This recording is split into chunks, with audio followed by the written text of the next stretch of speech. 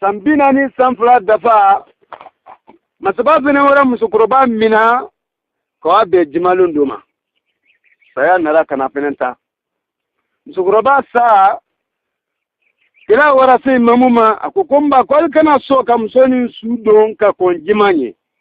kwanye jimasali makono sudi ni jimasali banna kwanya la wala sula parce que koko tena anadina no fodal do ekala note ni sakere koro kila kole koni sakara summa amatahu taqbarahu ni mo sara kwala asudu tansi kana makona la koro kama sura nafasite du kolo kanke molka alu kana makono kufuni wati men ni sabra ke kabbe jimalo nema kwanye makono ni ke aytre jimasal jamaro jamaa sa modi sura ulul julmi afa ko fe imamun mulo jamasal lo sa jodi jabama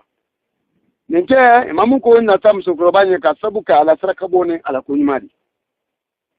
alaka ke jimasal ba alkam su proba sula boka lala mamun narilo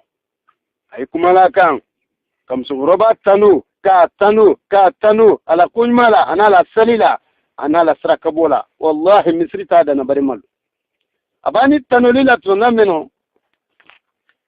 aka hinin kali ke kona sana ye suma sele ko musonin ke ye jondi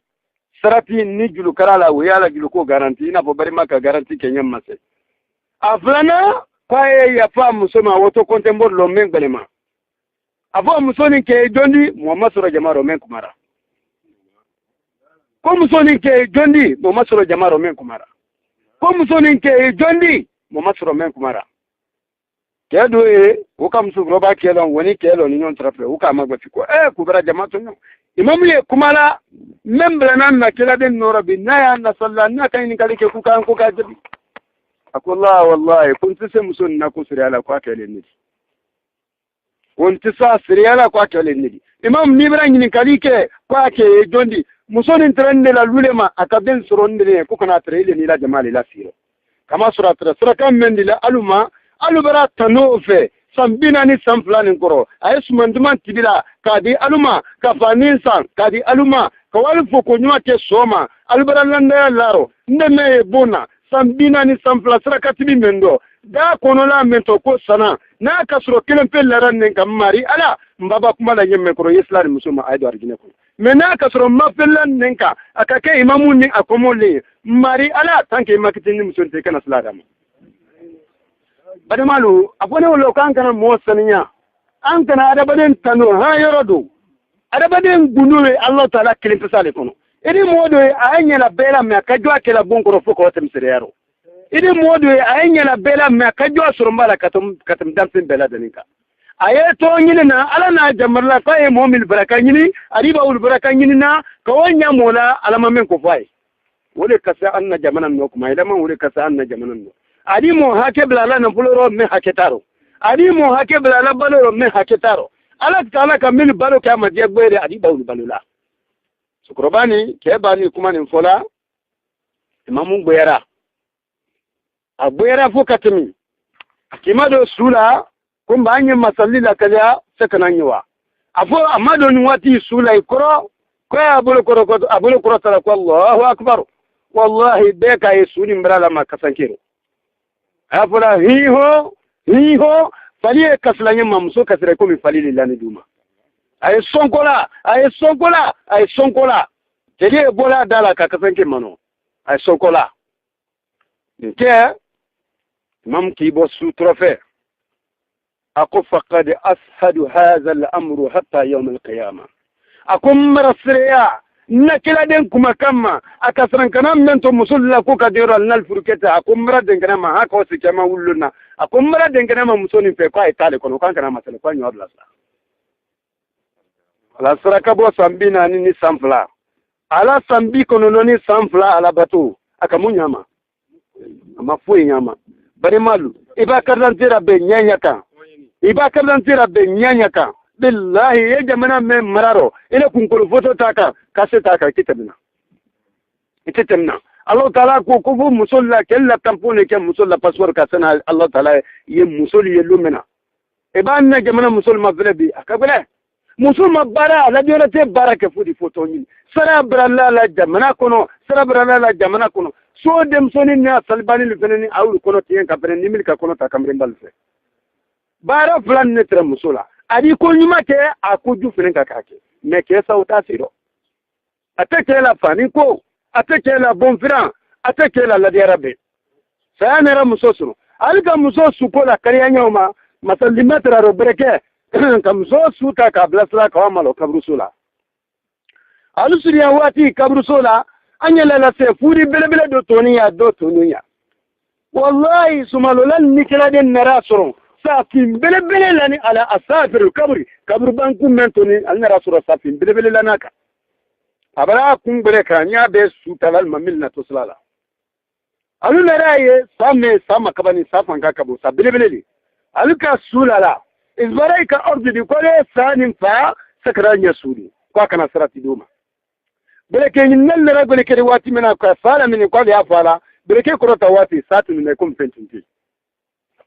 كاتونو جمارو مما بورتوي مما إليتوي كاتونو جمارو يكون فنتنتي أوكي ألقى مسؤول الله دينكا كونو كفودي لا سيب كجري لولا كفودي لولا إنا فولو نيماني كوني دو أودم نلا ألو تلا كان جبريل كلي كاي وافودو كولو ني مسؤولاني دو كولو منو na ka soro dukolo la ni alala jamar le boloma alale ka dukolo ni nala ko femmen na kono ale ko fa e dampen be lamra ha ma ko se dampen malumina ko be dampen min lamra ko fana Allah taala blo ko musoni sentaro ko dukolo iba muso suro pata be Allah taala ko fo dunya ko tam musoni sube okay dukolo ka muso sura bang e ko mu bom ne blani den ka kono ka la feri kana bang sen sentre kabru kono jiri ni fira ka betese kana muso be muso tara be romino jama bela deni kay safin na moro entre musoma se prinkela ni safin na entre kaburdala bri moro musoma kani da bada bolu marama simendo a jeli samana jeli bola da flafe a muso jeli samanka kami muso ni sa moro ni lani nyoma bari mal here wonye kema ala samru folo lori la temen ka soro e wolodi no kilo lo mena kema zuzi mande ana ke tadere tro an kana muso ni sanya tanki alama men sanya ala yere an kana yere sanya tanki alama men sanya amra ina la fe anna frelu kala ya fama ala bu karani ninke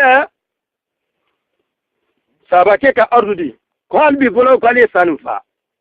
breke na wati benen ko le safala saka da bo musosindo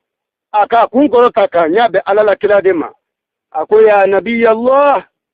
fataqtulani bighairi dhanbi وتقتلني بغير نفسي فأنت مأمور وأنا مأمور اتقوا الله هذا الأمر أكو برما إلى على الكرادين دي إذن سكا أرض دي مول مالين نفا ما فالي كوكا ما دبرين فا ما موتي ما جلو من كن نفا كم من دي سكا أرض دي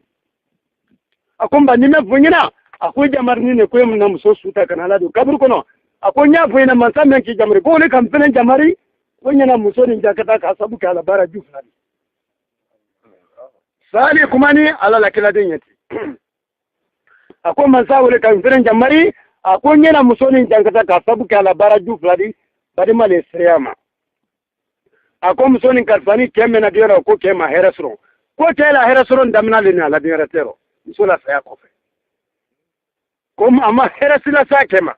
kabaka la ko tienka aye mol ko tiena aye misiri kono sune tele ke sonjana bulu bona barman ke ala la kila dem fenen kala ko sa ban sante afena ka mun fo akoya subhanallah irdi anni bi aya qala wama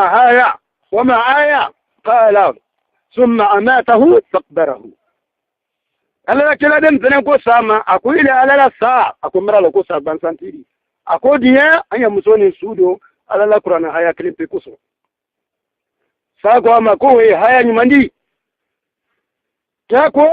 akwala le ko wani ada bade sara ko kana sula firina fokulu fembari agara sula fili ko kai ko mi wulu ko anye den ka sen ko kalaro ka banku da tama ako ko so yituna manye musun namra den ka kuno nike wallahi bari mal saka ko matinti ka tunu jam alka musun nala den ka ro fenani ka alatara ka fo kenye kwaye diye muso ila dia so kena rilo ko mari ala muso ila rabbil meno na soro nan ne na le kemala hakere akumra diye diye taro ko kema konta ko madiye de kwambe kiti ninke muso tere jite kasimena kena ribulu la ka ke kum senti te kumala muso ki makundero albana kalala denkaro kapuri ko sama bari malu hera wonya kema ala ya fam bela den mala bo karanyi anna musukuro ye uzuze man ne konati nanu kara kefla kun sikala ani kefula la zuze man fudu damna lo ha ka si fudu salonna ni sale kana kefra wal mani fudu sale kal frado kontembo ka sise kefla nan ta do ke sabanan ta do ke ha ka wasi asani ka tumen tokro ya bari malo ala lu no yala moy no ta kabule Allah ta'ala le kilenu no ya moy no ta kabule kira ko kan jama baye de anya fo musoma ko ala ya fama ko le nafaka bu musuka ka mo kilena doka ko kama soro momen san ma jama no amma Allah ta'ala le kalo amra ni ala fe kala ya fama ala bo karani ka ban kuna kan ya ala bo karani am bela de ni ya fama ko ala ya fama anya jasa wala rabbi sallallahu alaihi wasallam